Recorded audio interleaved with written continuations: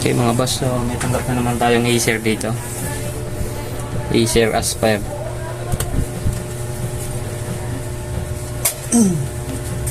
Bali ang issue na ito, no power daw, tsaka not charging. Kaya try natin.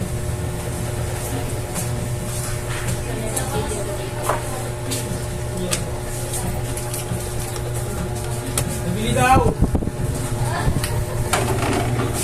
Pabili!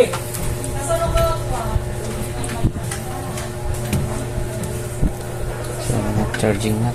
Wala siyang indicator. Tubuhay na ba? Testing book, no power. Ha? No power. Ito yung hapon? Hindi. Iba pa to. Pinasa nung kasamang technician natin.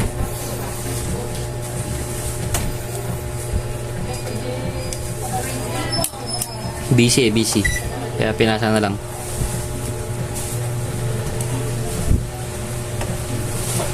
Okay, so check natin yung kanyang charger. Uy, walang 19 volts.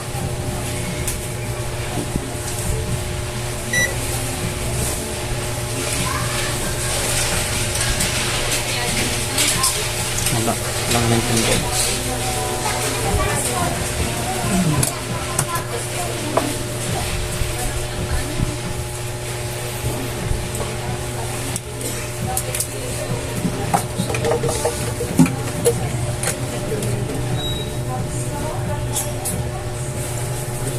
So, hanap lang tayo ng charger. Bago.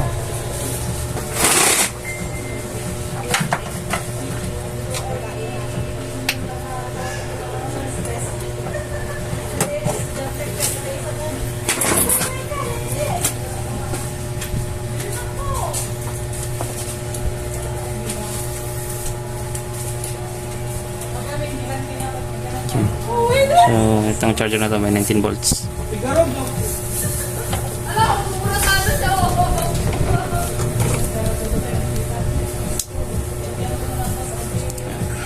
Nakikita. So, ito. Yeah, 19 volts. Testing natin. Baka charger lang sira. Yun.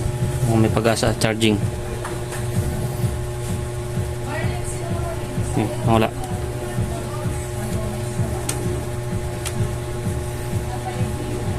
Yan, charging indicator. So, try natin pag-on. Yun nga. Hindi ka nag-on. Pero, nag-charging indicator. So, baklasin natin mga boss. Pero na, baklas mo na battery.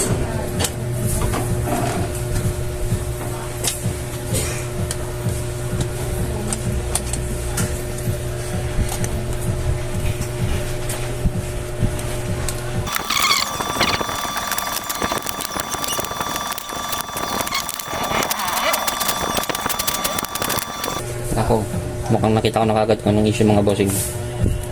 Tanggalan na natin yung keyboard saglit.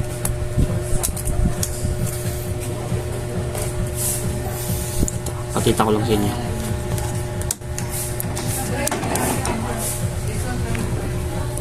Iyon. May chance sa mga boss ito. Siguro yung last na nag-check, hindi niya natanggal. I mean, hindi niya naibalik yung plastic dito. Pero check natin kung may 3 volts. 3.3 volts. Pag may 3.3 volts yan, ibig sabihin hindi lang may balik yung lock, ay hindi nyo makapag-on.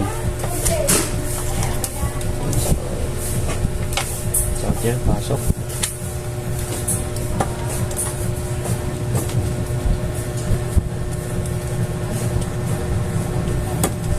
Yan. Check natin kung may 3.3 volts siya. Wow.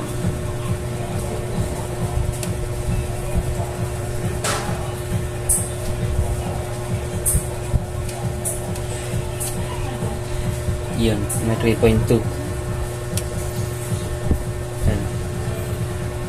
So, try natin pag shorten kung mag-on yan.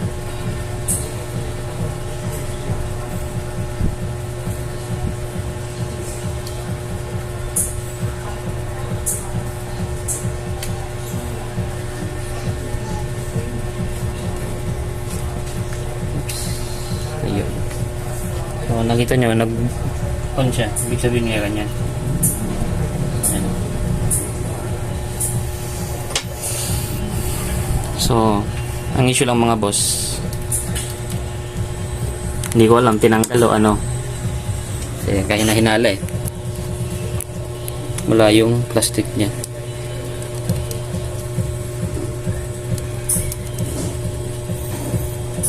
So, ang gagawin lang natin dyan, subukan natin lagyan ng plastic. Medyo makakapal na plastic para lang maipit niya yung flex.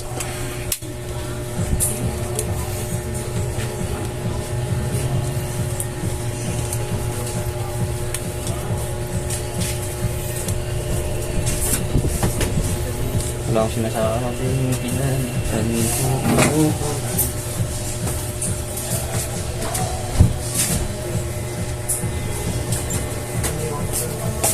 Okay, so gamit lang tayo mga boss ng ganja na yung plastic sa may full tempered glass para mag-lock lang.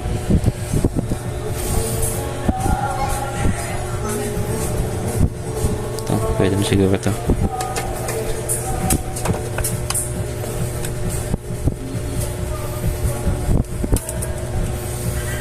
Okay, testing natin.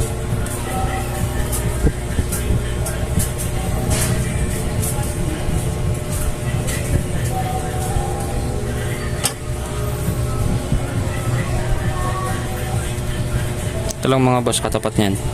Ito. Plastic lang para maipit niya ito na maayos.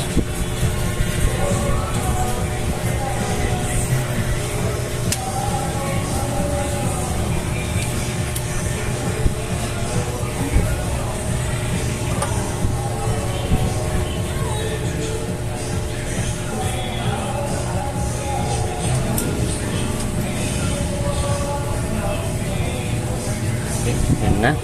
Testing natin kung pwede na. Bismillah. Iyon. Yan. Ayan o, plastic lang yan o.